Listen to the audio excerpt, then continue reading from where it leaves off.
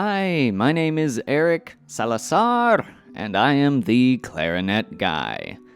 I am a clarinetist, composer, and classical music community builder in Indianapolis. I'm the director and clarinetist of Forward Motion, Indianapolis's premier new music chamber ensemble, and we focus on performing newly created works by living composers. I'm also the Director of Community Engagement at Classical Music Indy, where I'm responsible for bringing music to, about 100,000 people a year, focusing on bringing music in ways to people who would not normally get to hear it.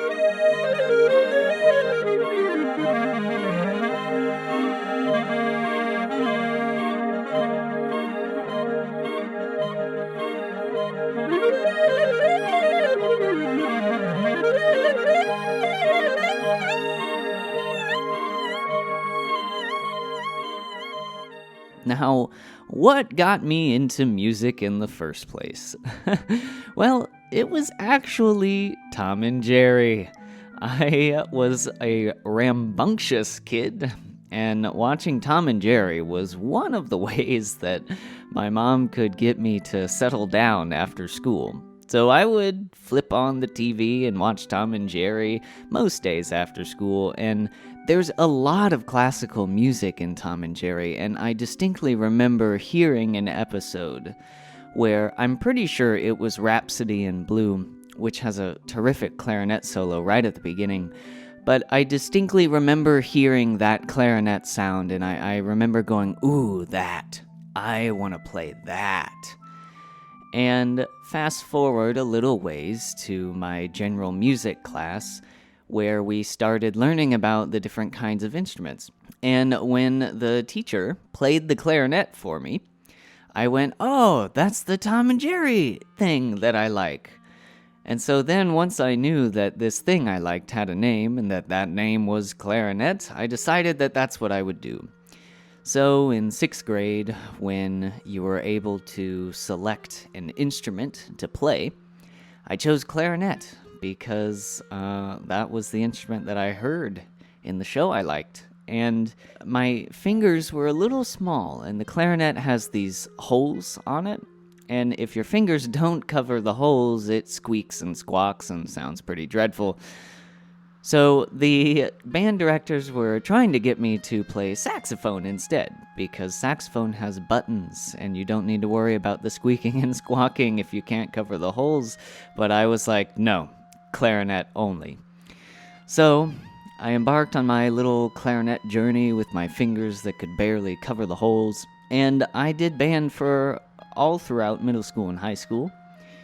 And the moment that I remember deciding, this is what I'm going to do for the rest of my life, was in high school. I was in one of our jazz bands. I was actually in the lowest level jazz band.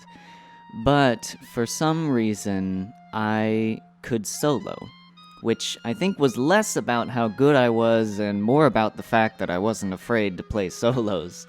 But anyway, I was playing bass clarinet at that time in that jazz band, and every year we would go to this event called the Purdue Jazz Festival.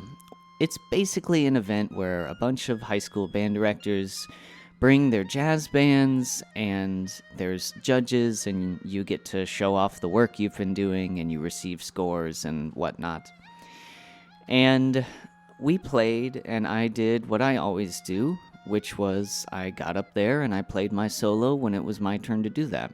Well, that year we won an award, and I remember my band director, Joe Vrabeck, at one of our last concerts that year in the auditorium at Brownsburg High School where I went. He was talking about this jazz band I was in, and we had just got done playing, and he grabbed the mic and he started giving a speech, and I wasn't paying attention that much, but he started talking about this award we won, and I was like, ooh, that's interesting. So we had won something called the Judge's Choice Award, and Mr. Vrabeck was giving this speech, and he explained how he'd been going to that festival for, 30 plus years, and he had never heard of this Judge's Choice Award. But he was very excited that we received it, and he stood there in front of the entire auditorium, hundreds of people, and he looked right at them and he said, "I think we won this award because of our bass clarinet soloist, Eric Salazar." And it was at that time that the whole auditorium erupted in applause, and he gestured for me to stand up to be recognized, and so I did. And in that moment, though, I wasn't thinking, wow, I'm awesome. I remember thinking, holy cow, look at how happy all these people are. And all I did was play my instrument.